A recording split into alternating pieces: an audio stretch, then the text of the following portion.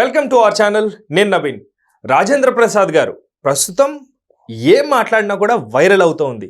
Sorry, నోరు జారటం కామన్గా అయిపోయింది ఆయనకి. ఏ ఈవెంట్ అయినా, ఎలాంటి సందర్భం అయినా నోటికి ఎంత మాట వస్తే అంత మాట కూడా ఈజీగా వదిలేస్తున్నారు రాజేంద్ర ప్రసాద్ గారు. ఒకప్పుడు అవార్డులు ఆయన వెంట పరిగెట్టిన రోజులు, ఒకప్పుడు స్క్రీన్ని ఏలినటువంటి ఆయన. కానీ ఎందుకు ఆయన ఎలా మారారు? అయితే ఎందుకు ప్రస్తుతం ఆయన టాపిక్ వైరల్గా మారుతుంది? అదే టాపిక్ మనతో మాట్లాడడానికి సీనియర్ అనలిస్ట్ శ్రవణ్ గారు ఉన్నారు. సార్తో మాట్లాడతాం.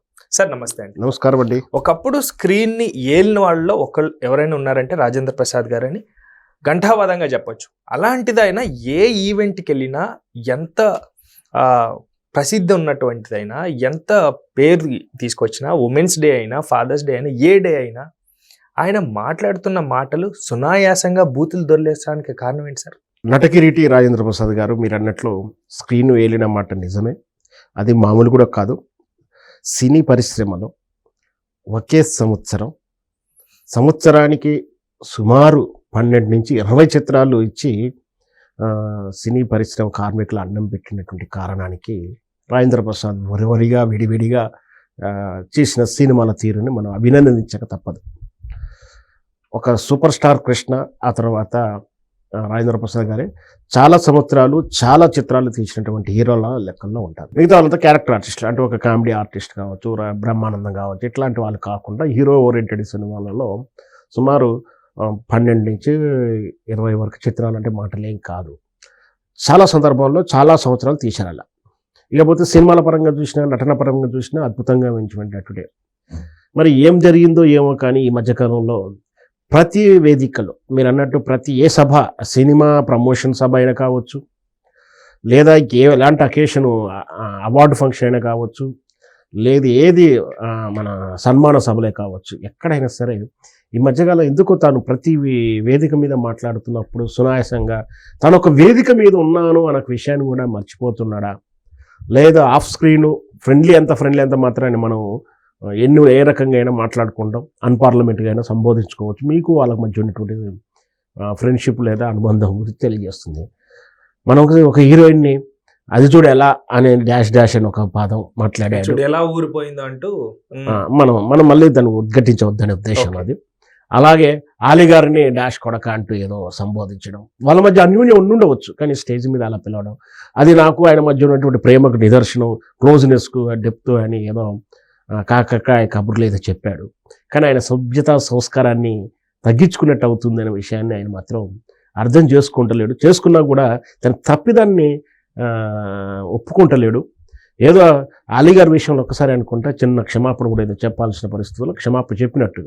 కానీ ఆయన క్షమాపణలు కాదు ఇక్కడ ముఖ్యంగా మనం చర్చించాల్సింది ఆయన పద్ధతి, ఆయన తీరు మార్చుకోకపోవడాన్ని మనం ఇక్కడ గమనించాల్సింది. నిన్న ఈ కాంతారావు తెలంగాణ హీరోగా కాస్త ప్రయారిటీ ఇస్తుంటారు. మంచి నటుడే, తెలుగు నటుడే యాక్చువల్గా అయితే. కాకపోతే తెలంగాణ ప్రాంతంలో ఓన్ చేసుకున్నారు, ఎందుకంటే తెలంగాణ ప్రాంతానికి చెందినటువంటి వ్యక్తి కాబట్టి. ఆయన మహానటుడు. ఎన్టీ రామారావు గారి ప్రభ స్టార్ట్ కానంతప్పుడు కాంతారావు గారి సినిమాలు అంత ధీటుగా నడుస్తున్నాయి అప్పుడు. అంటే ఎన్టీ రామారావు గారికి ఇంత ఇమేజ్ కన్నా ముందే కాంతారావు గారు లీడ్ చేశారనేది ఒక మాట చెప్తుంటారు. అంటే అప్పుడు ఉన్నటువంటి జానపద చిత్రాలలో ఉన్నటువంటి ఆయన వైభోగం బాగా రానిచ్చాడు. సరే, సినిమా ఫీల్డ్లో మనందరికీ తెలిసిందే, అదృష్టం కలిసి రావాలి, తర్వాత కీర్తి, ఇవి కూడా సినిమాలు కూడా వరుసగా హిట్ అవ్వాల్సి ఉంటుంది. ఏదో వెనకబడిపోయాడు, అయినా కూడా ఆయనకు ప్రత్యేక స్థానం ఉంది. ఆయన పేరు మీద కాంతారావు స్మారక అవార్డు అనేది ఒకటి ప్రకటించారు, జాతీయ అవార్డు అని. అదే అవార్డుని నిన్న అవార్డు సభ చేస్తున్నటువంటి వేదిక మీద మాట్లాడుతూ కాంతారావు గారు మంచి నటుడే, గొప్ప నటుడే. ఆ రోజుల్లో ఆయన నటకు పెద్ద హీరోలు కూడా ఇబ్బంది పడ్డారు, భయపడ్డారు అని చెప్పే ఉద్దేశం కావచ్చు ఆయనది. సరే, ఎన్టీ రామారావు గారు ప్రస్తావన అయితే తీసుకొచ్చినట్టయితే నాకు వినిపిస్తలేదు. కానీ ఆనాడు తమిళ హీరో ఎంజీఆర్ అంటే మనకి ఎన్టీ రామారావు గారు ఎంతో, అంటే ఎంజీఆర్ గారు అంతా మనందరికీ తెలిసింది. ఆయన భయపడ్డాడనే పదాన్ని చెప్పడానికి ఆయన ఏదో డాష్ పోసుకున్న లేజులో మాట్లాడాడు. అంతగా వర్ణించడానికి అన్ని పదాలు ఆ విధంగా మాట్లాడకుండా విషయం అనేది సభా వేదిక మాట్లాడుతున్నప్పుడు మనకు బాధ్యత. ఇంకోటి ఏంటంటే వేరే పదం ఏమైనా వాడుండొచ్చు, నువ్వు ఎలాంటి గజగజలాడిపోయాడు అన్నట్టు. నువ్వు ఎలాంటి వ్యక్తివైనా కావచ్చు, ఒక సభ మీద వేదిక మీద నువ్వు బాధ్యతగా నువ్వు పోస్ట్ ఇచ్చినప్పుడు ఆటోమేటిక్గా నీ పద్ధతి మార్చుకోవాల్సి ఉంటుంది, లాంగ్వేజ్ మార్చుకోవాల్సి ఉంటుంది, నీ భుజస్కంధాల మీద బాధ్యత ఉంటుంది, నలుగురికి ఆదర్శంగా ఉంటుంది నువ్వు మాట్లాడేది, నేను చూసి ఇంకోరు నేర్చుకోవాల్సి ఉంటుంది. అట్లాంటి వేదికల మీద యాదృచ్ఛికంగా యాదాపలంగా నేను ఎట్లా పడతా అట్లా మాట్లాడతా అంటే అది నీ అహంకారానికి నిదర్శనం, నీ సంస్కృతి, నీకు సభ్యత సంస్కారం లేదని చెప్పడానికి నిదర్శనంగా కనిపిస్తుంది.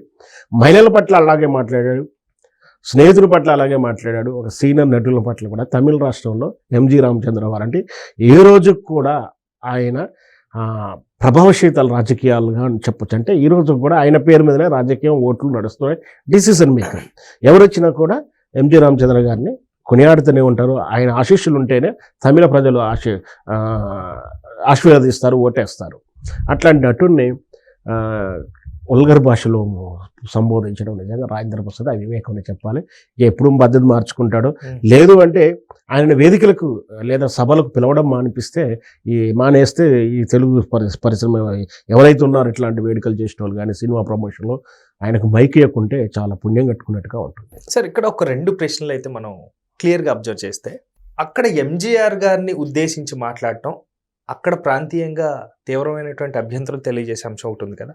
ఖచ్చితంగా ఇదిలా ఉంటే ఈయన పెద్ద వ్యక్తిగా ఉంటూ అంటే ఏదైనా ముక్కుసూటిగా మాట్లాడతాడు, ఎవరికి భయపడ్డు అన్న ధోరణిలో ఈయన వెళ్తున్నాడా అంటే ఫస్ట్ ఆఫ్ ఆల్ ఒకటేది ఏంటంటే మీరు ఎంజి రామచంద్ర వాళ్ళ అభిమానులు అవుతారు, ఖచ్చితంగా అవుతారు.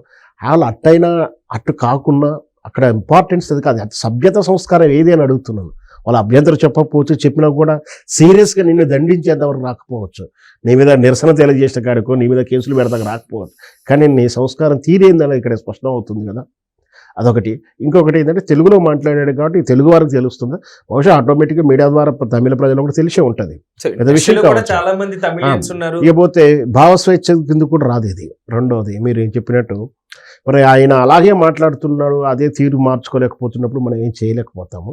ఖచ్చితంగా ఆయన సంస్కారాన్ని కొంచెం సరిదిద్దుకుంటే మంచిదని నా ఉద్దేశం. Right. Thank you sir, thank you so much.